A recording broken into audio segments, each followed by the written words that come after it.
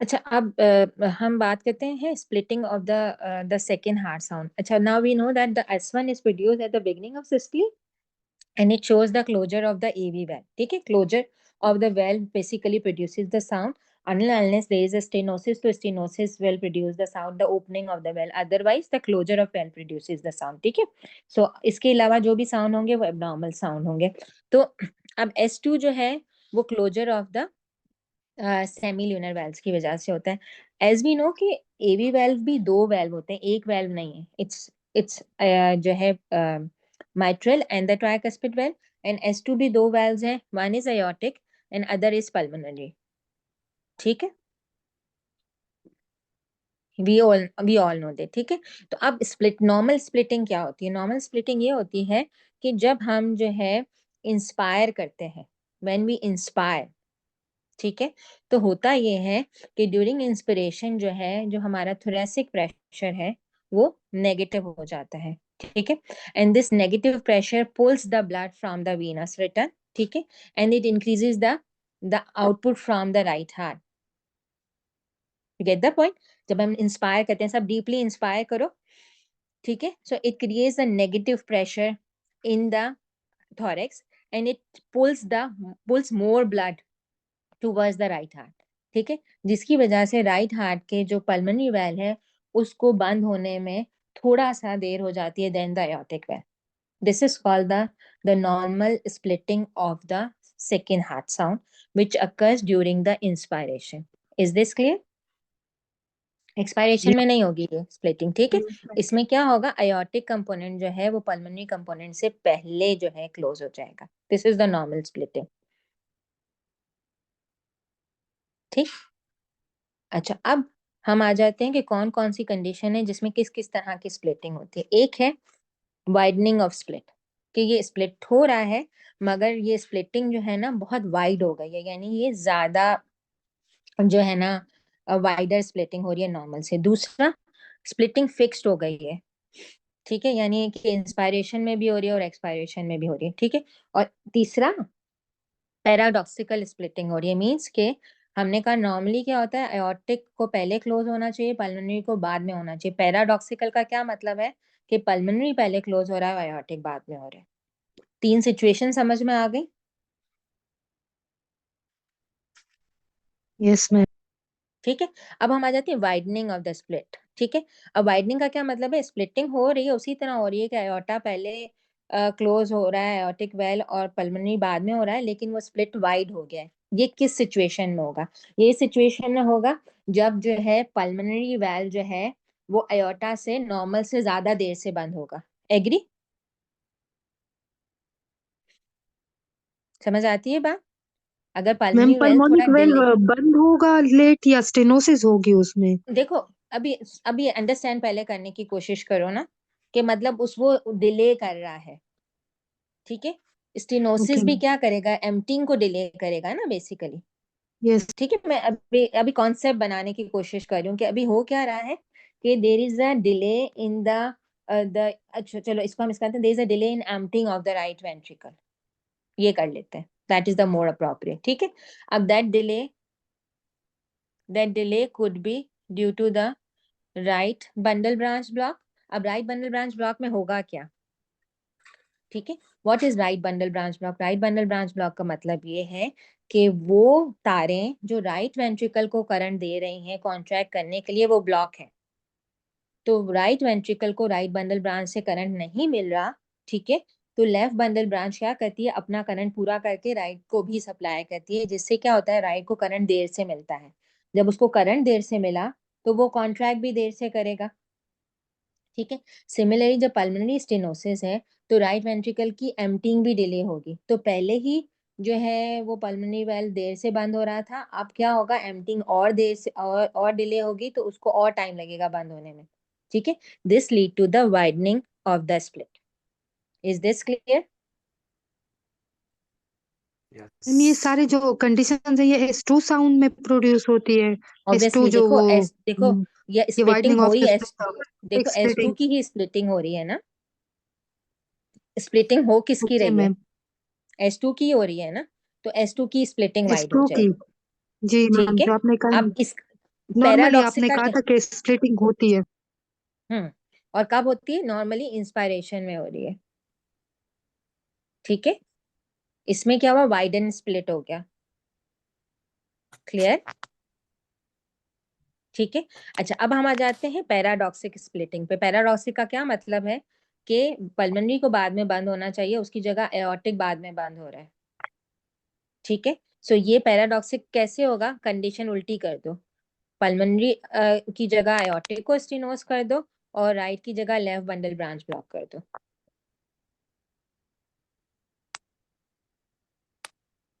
समझ आती है ये बात? इसमें ठीक है। मैम अब इसमें एओर्टिक वाल्व क्लोज लेट वो होगा। हाँ, तो उसकी एम्पटिंग डिले हो जाएगी ना, ठीक है ना। तो उसकी एम्पटिंग डिले होगी तो उसका क्लोजर भी डिले होगा, तो उल्टा हो जाएगा। मैं रिपीट कर देती हूँ, ठीक है। हम क्या बात करें? We are talking about the splitting of the second heart sound.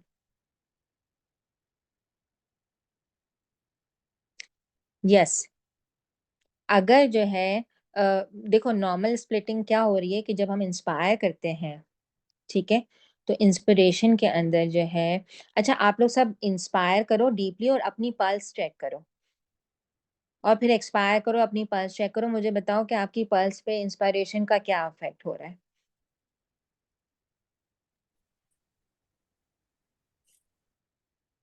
Ji,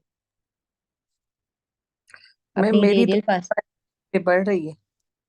inspiration में।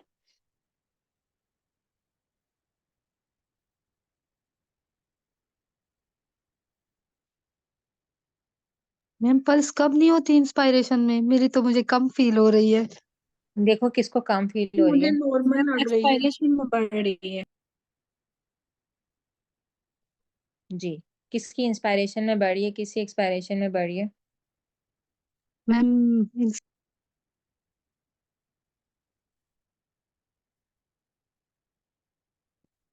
इंक्रीज हो रही है, सेम लग रही है। अच्छा,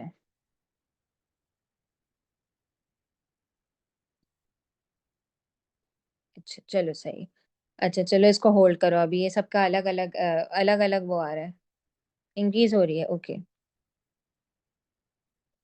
ओके, इंक्रीज हो रही है, ठीक हो गया। अच्छा ये मुझे बताओ, ये जो पल्स में चेंज आती है ड्यूरिंग रेस्पिरेशन, इसको क्या कहते हैं? Pulses paradoxes.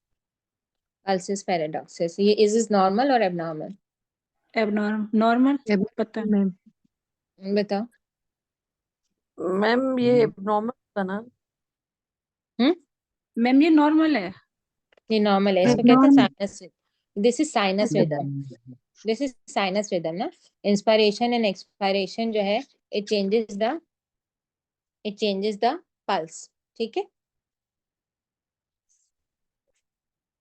अच्छा जी। अब आप, हम बात क्या कर रहे थे? स्प्लिटिंग, इसका क्या मतलब है? हम इसका क्या मतलब है, मैं आपको ये क्यों चेक कर रही थी कि जब हम रेस्पायर करते हैं तो रेस्पिरेशन जो है वो हमारे जो है, हाँ, राइट और लेफ्ट हाथ की रिदम को चेंज करता है, मीन्स की फीलिंग को चेंज कर देता है, ठीक है। The same happens with the inspiration, कि जब हम इंस्पायर करते हैं तो राइट वेंट्रिकल का क्लोजर डिले हो जाता है, जिसकी वजह से सेकेंड हार्ट साउंड स्प्लिट हो जाता है। दिस इज सिंपल चीज, ठीक है। Is this clear? Yes ma'am. Yes ma'am. ठीक है। Yes ma'am. अब ये अगर हम ये कह रहे हैं कि ये स्प्लिटिंग वाइड हो गई, तो उसके क्या दो रीजन है? तो हम कहते हैं कि राइट वेंट्रिकल को अगर और देर लग जाए तो उसके क्या रीजंस हो सकते हैं, ठीक है। तो हमने कहा राइट वेंट्रिकल और डिले उस वक्त हो सकता है जब राइट बंडल ब्रांच ब्लॉक हो या पल्मोनरी स्टेनोसिस हो। क्लियर है? ठीक है। और हमने कहा ये स्प्लिटिंग उल्टी हो सकती है अगर लेफ्ट बंडल ब्रांच ब्लॉक हो, ठीक है, या फिर अयोर्टिक स्टेनोसिस हो। This is called paradoxical splitting. Clear? Yes ma'am ma'am ये क्लियर है। फिक्स में क्या होता है? फिक्स स्प्लिटिंग में? अभी देखो, फिक्स्ड का क्या मतलब है कि इंस्पायरेशन और एक्सपायरेशन दोनों में हार्ट साउंड स्प्लिट हो रहा है, वही उसी तरह हो रहा है कि A2 पहले हो रहा है, P2 बाद में हो रहा है। फिक्स स्प्लिटिंग कब हो रही है? देखो दो कंडीशंस कौन सी हैं जिसमें फिक्स स्प्लिटिंग हो रही है। Ma'am left to right shunt और एट्रियल सेप्टल में डिफेक्ट। और जो है जब सेप्टल डिफेक्ट होगा तो उसमें स्प्लिटिंग जो है वो इंस्पायरेशन और एक्सपायरेशन के बियॉन्ड दोनों में होगी और फिक्स्ड होगी। ठीक है,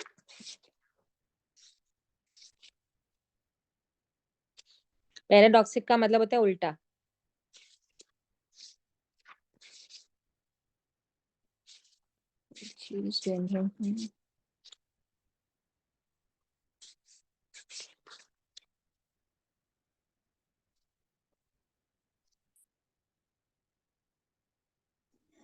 मैम पैराडॉक्सिकल इंस्पिरेशन पल्सेस पैराडॉक्सिस में ये होता है कि इंस्पिरेशन में पल्स इंक्रीज होती है डिक्रीज होती है। आप लोग बताओ बेटा, पल्सिस पैराडॉक्सिस में क्या होता है आपके ख्याल में? डिक्रीज होगी। पल्सिस पैराडॉक्सिस में ब्लड प्रेशर जो है उसका रिलेशनशिप है ना पल्सिस पैराडॉक्सिस के साथ। मैम पल्सस पैराडॉक्सिकल में ना सिस्टोलिक ब्लड प्रेशर जो है ना वो रेज हो जाता है 10 millimetre M G H M G से ना, हम्म जब इंस्पायर करता है। हम्म एंड ये कितना, अगर 10 mmHg से ज्यादा रेज हो तो ये सिग्निफिकेंट फाइंडिंग होती है ना, जी मैम। अदरवाइज ये सिग्निफिकेंट नहीं होती है। That is pulsus paradoxus. ये तो दैट इज एबनॉर्मल थिंग ना, that is not a normal thing, isn't so, जो मुझे पता यस है। Ma'am. It's not a normal thing. ठीक, अच्छा जी, ये हो गया। अच्छा, अब हम आ जाते हैं वो ईसीजी वाले, पहले वो कंप्लीट कर देते हैं। ईसीजी काफी सारी उसमें चीजें हैं। अच्छा, यहाँ शॉक वाला पहले कर लें, वो जो फॉर्मूला हम डिस्कस कर रहे थे।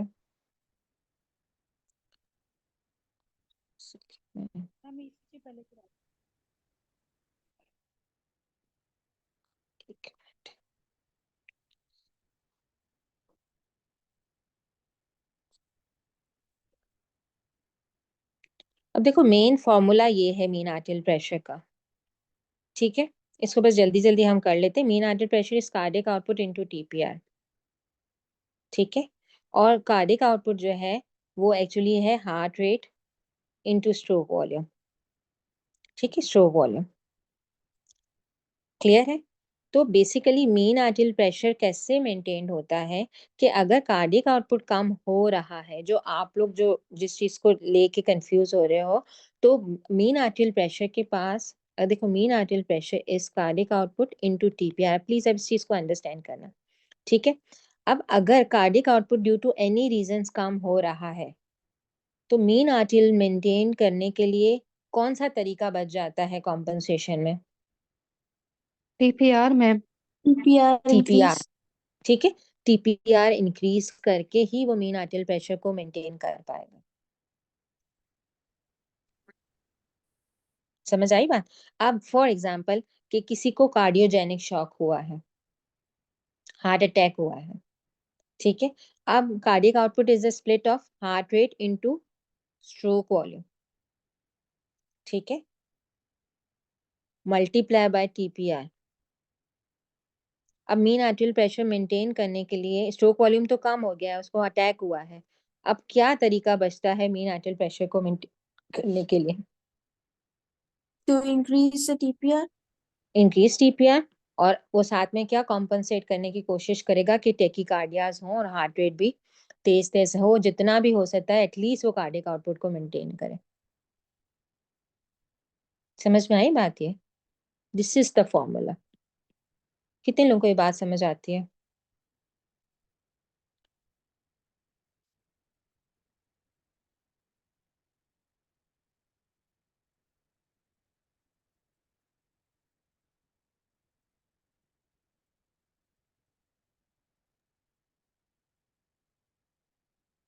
जी, ऐसा ही है ना, ऐसा ही हुआ ना। देखो बेटा, हार्ट रेट भी बढ़ा, टीपीआर भी बढ़ा ना कॉम्पनसेशन में।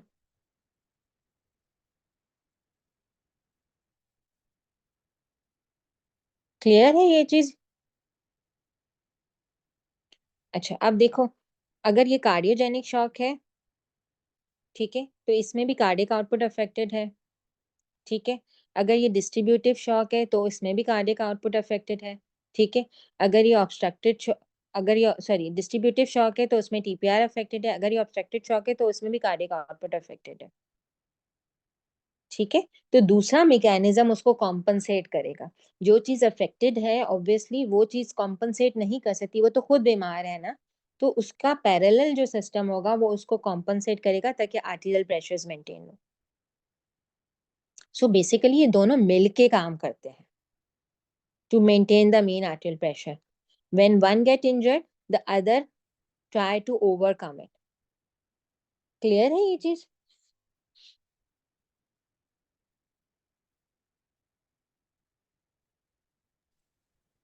मैम क्लियर हो गया।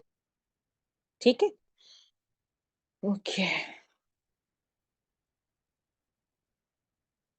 हमें करना है ECGs। अच्छा,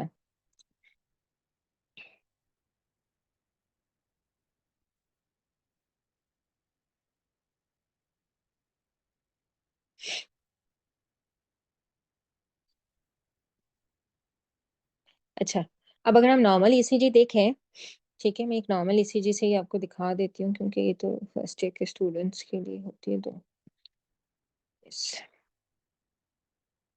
now look at the normal ECG, ठीक है, and look at the 1 lead, 2 lead and 3 lead. They all are upright QRS complexes. ठीक है, ऐसा ही है।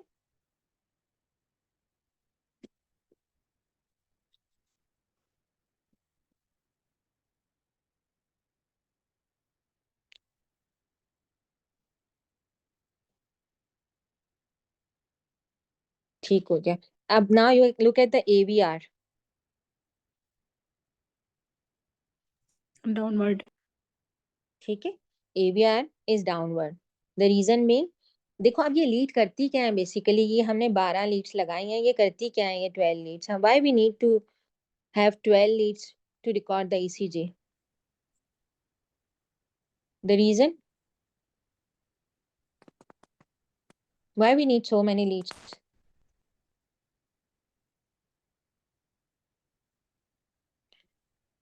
जी, हार्ट anybody? आगे पीछे एंटीरियर उसकी रिदम को चेक कर। ऑब्वियसली देखो हार्ट को हर जगह से देखना है। ठीक है, हार्ट को देखो, ये 12 कैमराज हैं हार्ट के ऊपर। ठीक है, so basically they are looking at the heart from their aspect. So AVR कहाँ लगी हुई है? राइट आर्म पर। यहाँ हार्ट को राइट साइड से देख रही है। हार्ट किधर पड़ा हुआ है? हार्ट का सारा करंट जो है, जो डीपोलराइजेशन की वेव है, मीन एक्सिस है, वो सारी की सारी लेफ्ट पे है। तो ये हार्ट को राइट से देखती है तो पूरा उसका मिरर इमेज देखती है। समझ आती है बात? Yes ma'am. ठीक हो गया, सही है। अच्छा, अब इसके बाद कौन सी वेव है जहां पे इन्वर्टेड आपको वेव्स दिख रही हैं? जरा बताओ मुझे। ये अपराइट है, ये अपराइट है। मैम V5 V6 और V4। नहीं, ऐसे ऐसे एवीआर जैसी कहाँ दिख रही हैं आपको? उल्टा और कहाँ दिख सकती हैं? देखो कहाँ दिख रही है? V1 में, क्योंकि V1 भी राइट साइड पे फोर्थ इंटरकॉस्टल स्पेस पे लगती है। ठीक है, तो ये भी हार्ट को तकरीबन राइट से देख रही होती है, बाकी सारी इंपल्स ट्रांसमिट लेफ्ट पे हो रही होती है। क्लियर है ये चीज?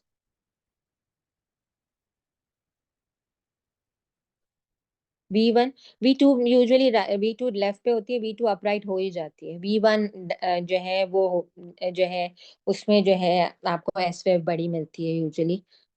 वैसे तो V1 V2 तक आपको बड़ी मिल रही होती है, लेकिन इसमें जो है आर वेव बनना शुरू हो जाती है। इसमें आर वेव बहुत छोटी सी होती है अगर होती भी है तो। ठीक है, मैम अगर ये क्या V2 हो, लेफ्ट है तो फिर ये क्यों इन्वर्टेड है? कौन सी वाली? V2। V2 इन्वर्टेड नहीं है। देखो ये आर बन रही है, इसकी एस बड़ी है, क्योंकि ये फोर्थ इंटर आप देखो हार्ट को के ऊपर लीड लगा के देखो, फोर्थ इंटरकॉस्टल स्पेस पे है। ठीक है, लेफ्ट साइड पे। ठीक है, और उसके बाद पूरा हार्ट का एपेक्स पूरा नीचे है। हाँ, AVR ऐसी ही होगी, ये नॉर्मल ECG है।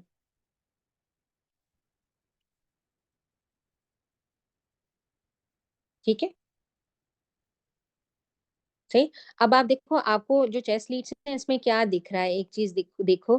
तो ये आर वेव यहाँ पर, ये ये ये फिर ये, ठीक है, फिर ये और ये, ठीक है। ये आर वेव बड़ी होती जा रही है V4 तक, दिख रही है।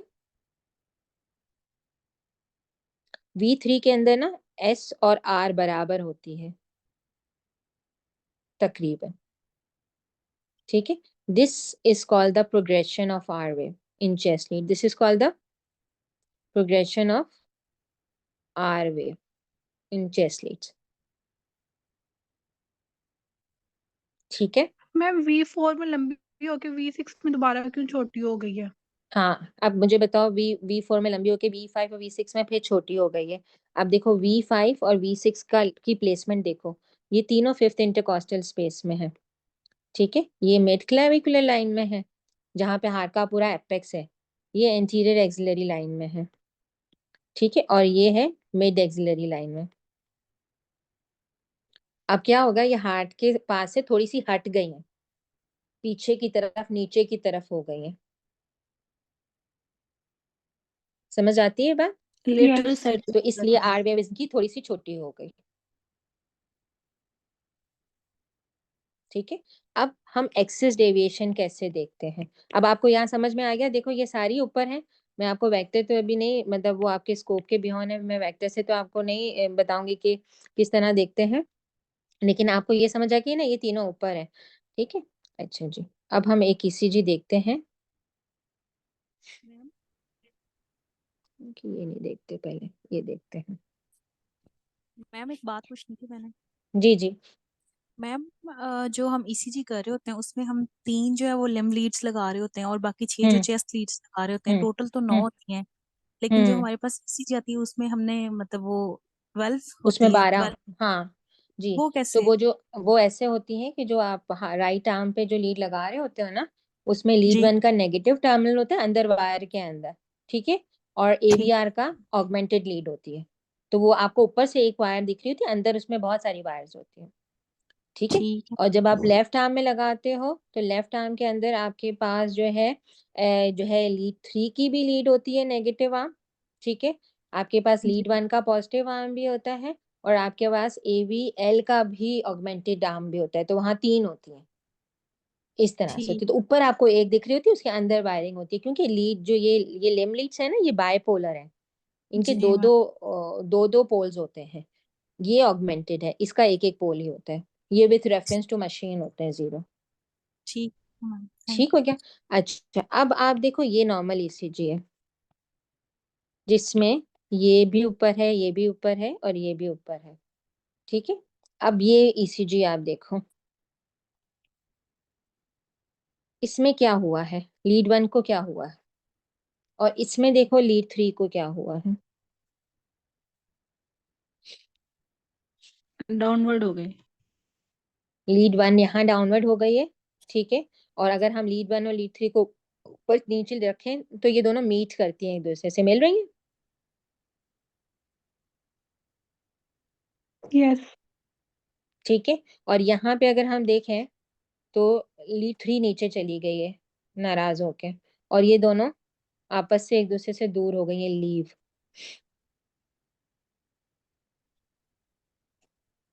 ठीक है।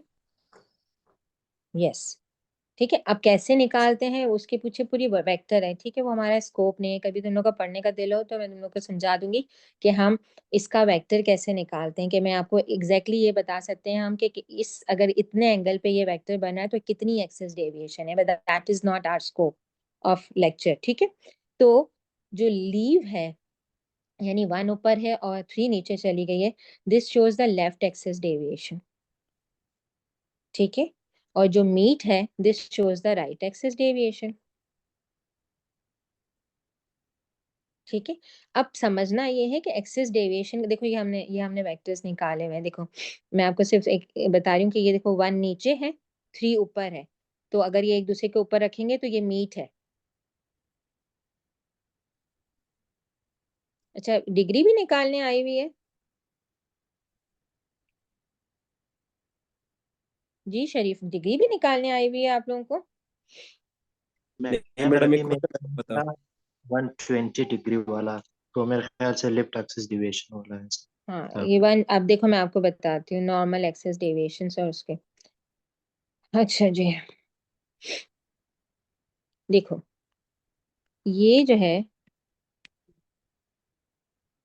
यहाँ से लेकर, ठीक है, -30 से लेकर +90 तक, ठीक है, अगर यहाँ पे हमारा मेन करंट इन डायरेक्शन में फ्लो करता है तो ये हम कहते हैं ये हार्ट की नॉर्मल एक्सिस है, इतनी, ये नॉर्मल रेंज है एक्सिस के, ठीक है। राइट एक्सिस का क्या मतलब है कि एक्सिस ऑफ करंट कहीं यहाँ चली गई है, ठीक है। एक सेकंड से मैंने उल्टा बता दिया, राइट तो ये है ना, सॉरी। लेफ्ट एक्सिस का क्या मतलब है कि करंट की एक्सिस यहाँ चली गई है, और राइट एक्सिस का क्या मतलब है कि करंट जो है यहाँ चला गया है। समझ आती है बात? नॉर्मल रेट क्या है, करंट ऐसे फ्लो करता है हार्ट में। देखो अगर नॉर्मल हार्ट को देखें तो करंट जो है, अगर आप देखो तो करंट यूं फ्लो कर रहा है हार्ट में, ये देखो, ये नॉर्मल हार्ट का करंट है, ये यूं फ्लो कर रहा है, ठीक है। जब हम कहते हैं, और इससे हम ये एक्सिस निकालते हैं, ठीक है, जब हम ये कहते हैं कि जो है करंट जो है यूं फ्लो कर रहा है इस तरफ, ठीक है, so this is we call the right axis. यहाँ इस तरफ फ्लो करेगा तो हम कहेंगे ये राइट, यानी इसके बाद कहीं भी यहाँ तक फ्लो करेगा तो राइट एक्सिस डेविएशन, और इस तरफ अगर फ्लो करेगा करंट तो हम इसको कहेंगे लेफ्ट एक्सिस डेविएशन। अब इसका मतलब क्या है? इसका मतलब ये है कि मीन करंट जो है उसने अपनी डायरेक्शन से हट के कहीं और फ्लो किया, ठीक है। अच्छा, कॉजेस क्या होते हैं अगर हम बात करें तो हमें पता है कि बंडल ब्रांच ब्लॉक जो है वो एक्सिस डेविएशन करते हैं, या हाइपरट्रॉफीज जो है वो एक्सिस डेविएशन करते हैं। इसका मतलब क्या है? इसका बहुत सिंपल सा मतलब है कि देखो अगर राइट साइड की बंडल ब्रांच ब्लॉक है तो वहां पे करंट को गुजरने में ज्यादा देर लगेगी, ठीक है। अगर राइट का वेंट्रिकल हाइपरट्रॉफी है, ठीक है, तो वहां पे करंट को गुजरने में ज्यादा देर लगेगी। तो जहां पे ज्यादा देर लगेगी तो हार्ट के करंट की एक्सिस उस तरफ चली जाएगी, ठीक है। अगर लेफ्ट एक्सिस डेविएशन है, इट मींस करंट को लेफ्ट साइड से गुजरने में ज्यादा देर लग रही है, ठीक है। तो that could be the left bundle branch block और लेफ्ट जो है वेंट्रिकुलर हाइपरट्रॉफी। कितने लोगों को ये बात समझ में आ गई? मैम, ये जो जी। आपने वो दिखाई है पीछे डायग्राम, तो लेफ्ट साइड पे हम्म नेगेटिव -60 हम्म -90 था, और राइट साइड पे प्लस था, तो इसका कोई वो है? नहीं, इसका ये मतलब इसके डिग्रीज है बेसिकली। ये देखो एक्सिस जिस तरह से लीड लगी हुई होती है ना, उसके हिसाब से इसकी एक्सिस है, ठीक है। ओके। अभी हमने सिर्फ बेसिक बात की है कि लेफ्ट एक्सिस डेविएशन का क्या कॉज है, राइट एक्सिस डेविएशन का क्या कॉज है, ठीक है। तो मैंने आपको क्या बताया कि लेफ्ट बंडल ब्रांच ब्लॉक, ठीक है। अच्छा, लेफ्ट बंडल ब्रांच ब्लॉक के अंदर भी लिख लो आप लोग, लेफ्ट बंडल ब्रांच ब्लॉक के अंदर भी पोस्टीरियर अगर बंडल ब्रांच ब्लॉक होगी तो वो राइट एक्सिस डेविएशन करती है, ठीक है। पोस्टीरियर बंडल ब्रांच जो है वो लेफ्ट एक्सिस डेविएशन नहीं करती, वो राइट एक्सिस डेविएशन करती है।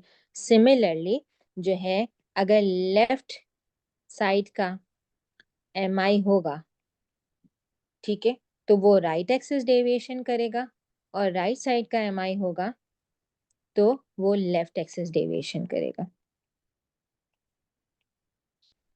Is this clear? Ma'am opposite क्यों हो देख, रही है? देखिए लेफ्ट साइड का होगा अपोजिट तो आपने इसलिए हो रही है कहा। कि देखो MI के अंदर क्या है, MI के अंदर वो एरिया में करंट ही नहीं फ्लो हो रहा, ठीक है। ब्लॉक के अंदर क्या है, हाइपरट्रॉफी के अंदर क्या है, करंट देर तक फ्लो हो रहा है, ठीक है। MI के अंदर उस साइड पे करंट ही नहीं फ्लो हो रहा तो एक्सिस अपोजिट साइड पे चली जाएगी। समझ आती है बात? देखो MI में तो करंट उधर जा ही नहीं रहा ना, जो एरिया अफेक्टेड है, तो करंट दूसरी तरफ चला जाएगा, यस मैम, ये आपने पोस्टीरियर बंडल का क्या बताया? पोस्टीरियर जो बंडल ब्रांच होती है, पोस्टीरियर जो बंडल ब्रांच होती है, इसकी अगर आप एनाटॉमी देखो, ठीक है, तो ये जो है इसकी वजह से ये राइट एक्सिस डेविएशन कराता है। मैम ये तो ठीक हम है एबनॉर्मल में पढ़ रहे हैं, नॉर्मल डेविएशन क्या होती है? बेटा, देखो नॉर्मल डेविएशन क्या होती है। नॉर्मल डेविएशन ये होती है कि ये जो रेंज में अगर डेविएशन होगी, इस रेंज में डेविएशन होती है ना, ये नॉर्मल एक्सिस डेविएशन। तो ये कब होती है? देखो सिंपल, अभी जो है आप सब बैठे हुए हो, ठीक है, अच्छा, अब अगर आप लेटोगे तो आपके एब्डोमिनल विस्रास आपके डायफ्राम को पुश करेंगे ना सबके। Yes ma'am. यस। कुछ लोग लेट के भी क्लास ले रहे होंगे तो उनके पुश हो रहे होंगे, तो हार्ट किधर जाएगा? किधर जाएगा हार्ट? अगर पुश करेंगे एब्डोमिनल विसरा हार्ट को, तो हार्ट किस तरफ जाएगा? राइट की तरफ कि लेफ्ट की तरफ? लेफ्ट की तरफ। लेफ्ट की तरफ जाएगा, ठीक है। ये नॉर्मल एक्सिस डेविएशन लेफ्ट की, कि हम जब लाई डाउन होते हैं तो हार्ट जो है वो ऊपर की तरफ जाता है। अगर हम खड़े हो जाएं तो फिर फिर फिर इंटीरियर और राइट। फिर राइट की तरफ जाएगा। अच्छा, आप डीपली इंस्पायर करो तो फिर लंग भर गया है तो राइट को किस तरफ हार्ट को किस तरफ पुश करेंगे? लेफ्ट। देखो आप सोचो, लेफ्ट पे पुश कर सकते हैं, लंग भर गए हैं। नहीं, फिर वो राइट की तरफ। राइट के अगर एक्सपायर करेंगे तो फिर लेफ्ट। लेफ्ट की तरफ, ठीक है। अगर कोई ओबीस बंदा है तो फिर राइट। नहीं, ओबीस है, फिर एब्डोमेन में लेफ्ट। फैट भरा हो, लेफ्ट। और अगर बिल्कुल थिन लीन है तो फिर राइट। ये नॉर्मल एक्सिस डेविएशन है, तो मैम ठीक है। देखिए, लेटने में आपने कहा है कि लेफ्ट साइड पे डेविएशन होगी। हाँ लेकिन तो नॉर्मल रेंज में, हाँ, नॉर्मल रेंज में, not beyond the normal range. Normal range कितनी है? नॉर्मल रेंज कितनी है?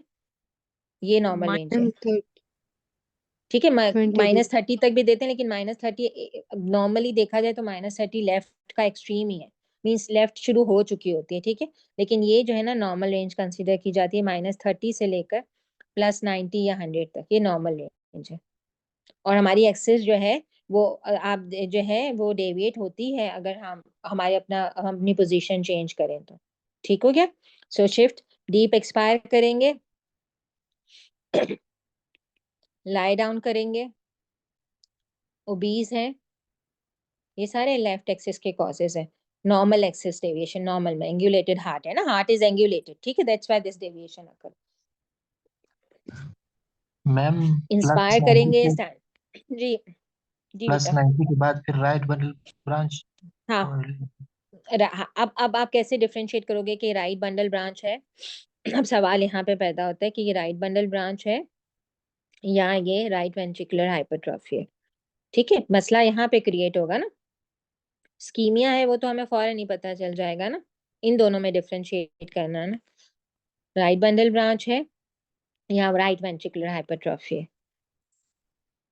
क्योंकि दोनों में लेफ्ट एक्सिस डेविएशन होती है, तो इस वजह से हम ये मालूम करेंगे कि ये नहीं लेफ्ट एक्सिस डेविएशन किस नहीं, वजह से राइट है। वेंट्रिकुलर हाइपरट्रॉफी और राइट बंडल ब्रांच ब्लॉक में राइट एक्सिस डेविएशन होगी। राइट एक्सिस डेविएशन होगी। राइट एक्सिस डेविएशन का क्या मतलब है कि मीट रूल अप्लाई होगा। मीट रूल का क्या मतलब है कि लीड 1 नीचे आएगी और लीड 3 ऊपर ही रहेगी। अभी हमने देखा था ना मीट रूल, लीड 1 नीचे आ जाएगी और लीड 3 ऊपर ही रहेगी, ठीक है। कैसे डिफरेंशिएट करेंगे? राइट बंडल ब्रांच, जब बंडल ब्रांच ब्लॉक होती हैं तो क्यूआरएस कॉम्प्लेक्सेस जो है वो ब्रॉड हो जाते हैं, ठीक है। क्या हो जाएंगे? क्यूआरएस कॉम्प्लेक्सेस ब्रॉड हो जाएंगे, ठीक है। हाइपरट्रॉफी के अंदर क्यूआरएस कॉम्प्लेक्सेस टॉल होते हैं। बंडल ब्रांच में क्या होंगे? ब्रॉड होंगे, ठीक है। हाइपरट्रॉफी में क्या होंगे? टॉल होंगे। हाइपरट्रॉफी में क्या होंगे? टॉल होंगे। बंडल ब्रांच में क्या होंगे? ब्रॉड होंगे। अब यहाँ पर ही हम जो है डब्ल्यू सिंड्रोम भी जो है वो मैम वो डिस्कस जो कर रफी का पॉइंट था उसमें बताया QRS complex 0.18 second deviated at 120 degree. 0.0 broad का मतलब होता है 0.08 से ज्यादा हो जाए ना, 2 स्मॉल बॉक्सेस से ज्यादा हो जाए, ठीक है ना, तो उसको हम ब्रॉड लेबल करना शुरू कर देते हैं। 2 स्मॉल बॉक्सेस से ज्यादा क्यूआरएस कॉम्प्लेक्स शुरू हो जाए तो हम इसको ब्रॉड कहना शुरू कर देते हैं। 3 पे आ जाए तो 0.12 सेकेंड हो जाता है ये, मैम राइट ठीक है। एक्सिस डिविएशन 90 से फिर कितने डिग्री 90 तक? से ऊपर चले जाओ आप ना इस तरफ, प्लस 90 से इधर ऊपर चले जाओ, 80 के ऊपर कहीं भी, ठीक है। इस तरफ सारी राइट एक्सिस है, ये सारी राइट एक्सिस है, देखो ये सारी राइट एक्सिस है, ठीक है, और ये सारी लेफ्ट एक्सिस है, और इसके यहाँ, ठीक है। मैम अगर पॉजिटिव होगा तो राइट और नेगेटिव होगा तो लेफ्ट। हाँ, यू मे से दैट ना एट सर्टेन पॉइंट, हाँ यस, याद करने के लिए इजी है। 0.08 से ज्यादा तो ब्रॉड है, तो टॉल के लिए क्या वैल्यू होती है? टॉल के लिए होता है, हम है ना वो देखते हैं height of the QRS complexes, देखते हैं उनको ऐड करते हैं, सम करते हैं, और सम करके देखते हैं कि उसका वोल्टेज 4 मिलीवोल्ट से ज्यादा है, ठीक है, 3 लीड्स का, लेम लीड्स का, तो फिर उसको हम कहते हैं कि ये जो है ना हाइपरट्रॉफी वाली जो है ना वो है, ठीक है। तो उसके लिए हम वो बड़े बॉक्सेस को वो करते हैं। तो ये देखो, ये है ना ऐसे, ये देखो आपको लेम लीड्स दिख रही है ना, आपको ये दिख रही है टॉल लेम लीड्स, ये देखो, ठीक है। सो हम बेसिकली ये इसके ना बड़े बॉक्सेस काउंट करके देखते हैं कि हाइपरट्रॉफी के बॉक्स कितने हो गए। 4 से ज्यादा होनी चाहिए 4 तो वो मिलीवोल्ट से टॉल। ज्यादा, 4 मिलीवोल्ट हाँ का मतलब होता है कि 8 बड़े बॉक्सेस, 8 बिग बॉक्सेस, ठीक, तो उससे हम हाइपरट्रॉफी देखते हैं। अच्छा, अब डब्ल्यू सिंड्रोम क्या है कि नॉर्मली ऐसे नोड से अगर करंट जाता है वेंट्रिकल के अंदर तो सिर्फ